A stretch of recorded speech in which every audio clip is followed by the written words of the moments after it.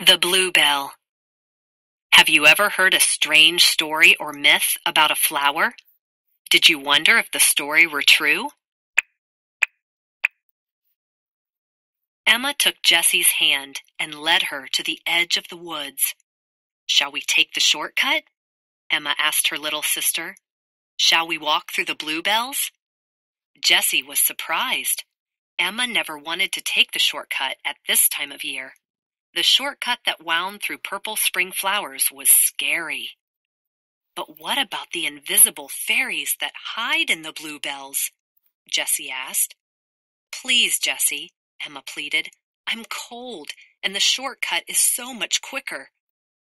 Jessie remembered the story she had heard about the bluebells. No flower is as magnificent as the bluebell. But beware, if you disturb these purple flowers, they will ring like bells to summon the fairies. The fairies will gather and cast their spells upon you. Jessie wasn't sure if the story was true, but what if it was? We won't disturb the bluebells if we stay on the path, Emma called as she hurried ahead. Just be careful, be very careful. Jessie followed, moving slowly and gently along the path so as not to disturb the lovely lavender flowers. Emma was far ahead now, and Jessie was alone. She paused and listened. The woods were silent. There was no sound at all. No footsteps, no wind, no bluebells ringing. The flowers spread out around her, surrounding the bushes and trees. Yes, Jessie whispered to herself, no flower is as magnificent as the bluebell.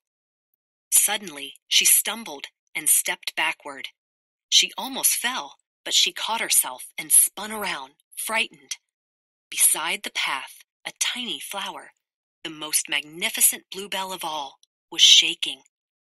Jessie leaned down. Oh dear, she said nervously. I'm really sorry. I didn't mean to disturb you. I was just tiptoeing home and I must have bumped you. Please stop shaking. Oh, look at the way your lovely petals hang down like bells. See how they curve up at the ends? I will name you Magnificent Flower. Oh, magnificent flower, you are too pretty to be evil. Please don't summon the others. Please don't cast a spell on me. I really am sorry. Oh, please. Jessie leaned closer and listened. The tiny bluebell trembled, but it made no sound. No crying or sighing. No moaning or groaning. Jessie was about to turn back when the strangest thing happened. A gust of wind, small at first, shook the flower, then blew harder and harder still until all the bluebells in the woods were shivering and trembling and shaking and blowing. Jessie listened.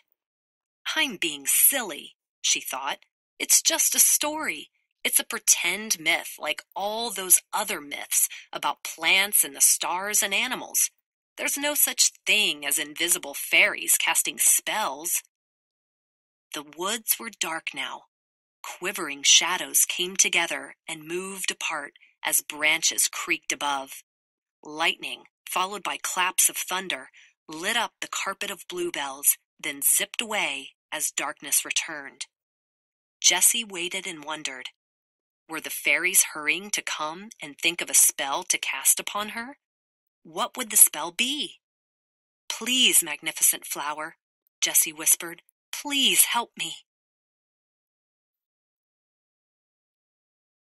Jessie looked up at the dark sky. A clap of thunder surprised her, and she jumped.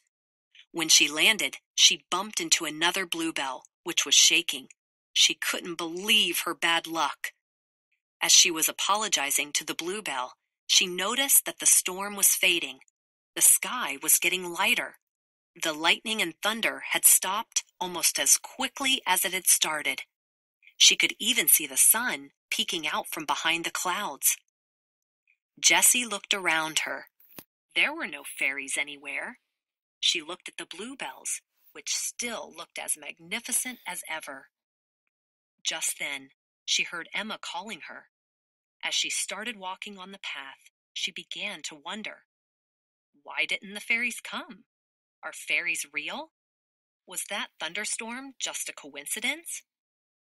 Jessie decided it was all just a myth. She told Emma the entire story, and they agreed that they didn't believe in fairies or the myth about bluebells. Even though there's no such thing as fairies, let's stay on the path, said Jessie. We don't want to step on the bluebells. Bluebells really are the most magnificent flowers.